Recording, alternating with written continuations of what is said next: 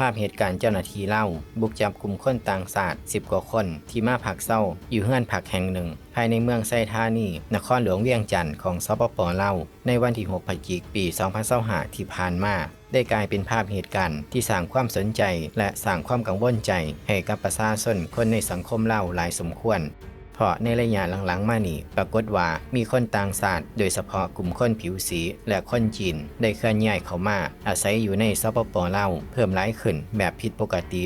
ซึ่งการเข้ามาของกลุ่มคนดังกล่าวก็ถูกเชื่อมโยงไปยังกลุ่มแก๊งสแกมเมอร์ข้ามชาติที่กำลังถูกปราบปรามอยู่ในประเทศเพื่อนบ้านซึ่งเรื่องนี้ได้สร้างความกังวลให้กับประชาชนคนในสังคมลาวบ่น้อย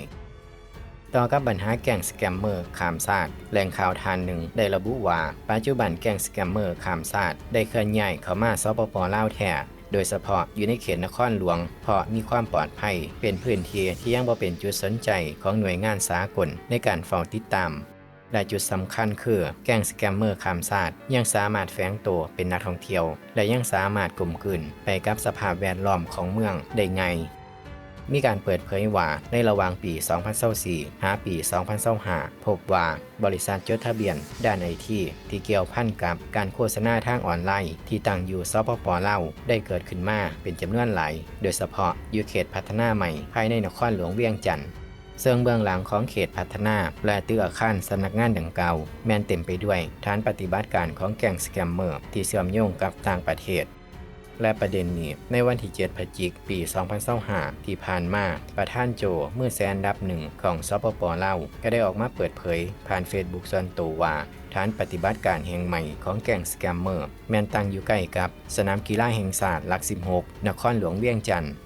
แหล่งข่าวคนหนึ่งอยู่นครหลวงเวียงจันทร์ระบุว่าปัจจุบันอยู่นครหลวงเวียงจันทร์มีคนต่างประเทศเข้ามาอาศัยอยู่หลายผิดปกติเห็นคนดำคนจีนอินเดียมาเลเซียเข้ามายางเลาะเต็มไปหมดซึ่งบ่ฮู้ว่ามาจากไสนอกจากเมืองหลวงที่เป็นเป้าหมายของการเคลื่อนย้ายฐานปฏิบัติการของแก๊งสแกมเมอร์หลายเมืองหลายแขวงที่ตั้งอยู่ตามแนวชายแดนลาวไทยอย่างสวรรณเขตคำมวนเหล่านี้ก็เป็นพื้นที่เป้าหมายของแก๊งสแกมเมอร์ในการเคลื่อนย้ายฐานปฏิบัติการเข้ามาเช่นกันมีการเปิดเผยว่าพื้นที่เป้าหมายเหล่านี้มีโครงสร้างพื้นฐานที่ดีมีไฟฟ้ามีอินเทอร์เน็ตมีสนามบินและที่สำคัญพื้นที่ดังกล่าวยังบ่เป็นจุดสนใจของการเฝ้าติดตามจากหน่วยงานระหว่างประเทศต่อกับปัญหาแก๊งสแกมเมอร์อยู่สปป.ลาวเจ้าหน้าที่ลาวท่านหนึ่งที่บ่ประสงค์จะออกสื่อยอมรับว่าปัจจุบันรัฐบาลลาวกำลังพยายามตรวจสอบและควบคุมกิจกรรมทางไซเบอร์ที่ผิดกฎหมายแต่ด้วยขั้นตอนการดำเนินการยังมีขีดจำกัดเพราะสปป.ลาวยังขาดบุคลากรและขาดเทคโนโลยีในการตรวจสอบท่านเปิดเผยว่าพวกเฮาฮู้ว่าฐานปฏิบัติการพวกนี้มีอยู่จริงและหลายแห่งก็มีเท่นจีนอยู่เบื้องหลังซึ่งการเข้าไปแตะต้องแม้จะต้องเฮ็ดด้วยความระมัดระวังเพราะอาจมีผลกระทบในหลายด้านเมื่อบ่โดนมานี้เจ้าหน้าที่ลาวที่นำโดยห้อยโทเคนสีได้นำพาทีมไปจับแก๊งสแกมเมอร์อยู่โรงแรมแห่งหนึ่งภายในแขวงคำมวนซึ่งภายหลังจับแก๊งสแกมเมอร์ได้สำเร็จห้อยโทเคนสีก็หายตัวไปนานกว่า2 เดือนก่อนจะพบเป็นศพและทางการลาวก็ปิดข่าวเงียบบ่มีการสืบสวนสอบสวนเพื่อติดตามตัวถึงแม้ว่าทางครอบครัวของห้อยโทเคนสีจะออกมาเรียกร้องให้มีการสืบสวนสอบสวนเพื่อติดตามหาตัวห้อยโทเคนสีแล้วก็ตามซึ่งปรากฏการณ์แก๊งสแกมเมอร์ข้ามชาติเคลื่อนย้ายฐานปฏิบัติการเข้ามาเขตเมืองใหญ่ในสปป.ลาวโดยเฉพาะนครหลวงเวียงจันทร์จึงบ่เพียงเป็นเรื่องของแก๊งอาชญากรรมทางไซเบอร์เท่านั้นหากยังเป็นการสะท้อนภาพการเปลี่ยนแปลงในโครงสร้างทั้งทางการเมืองเศรษฐกิจสังคมและความมั่นคงที่อาจส่งผลกระทบใหญ่ต่อความปลอดภัยของประชาชนคนในสังคมลาวถ้าหากว่ายังบ่มีการปราบปรามอย่างเด็ดขาดต่อไปเฮาลองไปฟังมุมมองและความคิดเห็นของคนลาวเบิ่งว่าแต่ละคนจะมีมุมมองและความคิดเห็นกันแนวใดต่อกับประเด็นการเคลื่อนย้ายฐานปฏิบัติการของแก๊งสแกมเมอร์ข้ามชาติที่กำลังเป็นกระแสสร้างความกังวลให้กับประชาชนคนในสังคมลาวคนทำอิฐได้คอมเมนต์เอาไว้ว่าเดี๋ยวนี้ต่างชาติคนผิวดำมาพักอาศัยอยู่บ้านเฮาหลายขึ้นแห้งคนต่อมาได้คอมเมนต์เอาไว้ว่าอยู่นครหลวงเวียงจันทร์เห็นคนผิวดำเต็มอายะจากมาแต่ทางใดขี่รถไปแจใดก็เห็นวุ่นวายคักบาดนี้ คนต่อมาได้คอมเมนต์เอาไว้ว่าอยู่ตลาดซั่งเจียงมีถูกสัญชาติเต็มอายะจีนพม่ากัมพูเชียมาเลเซียแต่อินเดียกับแอฟริกาหลายโพดช่วงนี้โรงแรมเต็มทุกวันกลายเป็นสามเหลี่ยมทองคำ2คนต่อมาได้คอมเมนต์เอาไว้ว่าเพิ่งแตกห้างเด้อช่วงนี้เพราะประเทศเพื่อนบ้านกำลังปราบแก๊งสแกมเมอร์เลยเล็ดลอดเข้ามาบ้านเฮาเนี่ยคนต่อมาเด็กคอมเมนต์เอาไว้ว่าโจรเต็มบ้านเต็มเมืองเห็นเขามายางเลาะเป็นแก๊งคิดว่ามาเล่นบุญธาตุหลวงคนต่อมาเด็กคอมเมนต์เอาไว้ว่าหลวงพระบางแห่งไหลมีแต่คนเข้ามาแบบบ่ถือกฎหมายเข้าออกประเทศปานไปเมืองต่อเมืองช่วงนี้คนต่อมาเด็กคอมเมนต์เอาไว้ว่าแต่ละแขวงช่วงนี้คนจีนคนผิวดำเห็นไหล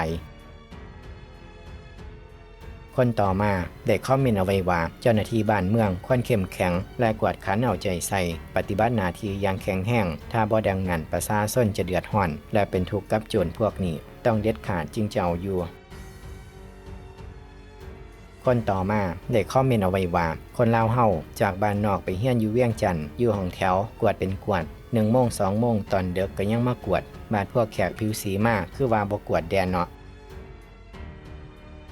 คนต่อมาได้คอมเมนต์เอาไว้ว่าสมัยมาเฮียนนอนของเซาก็ถือกวดใบพักเศร้าเป็นประจำเป็นนักเฮียนเป็นประชาชนลาวแท้ๆตอนนั้นก็ยังยากได้จ่ายค่าใบพักเศร้าบางเดือนบ่มีเงินบ่ได้ไปเสียเพิ่นก็จับขึ้นห้องการบ้านบาทเดียวเนี่ยจักหยังต่อหยัง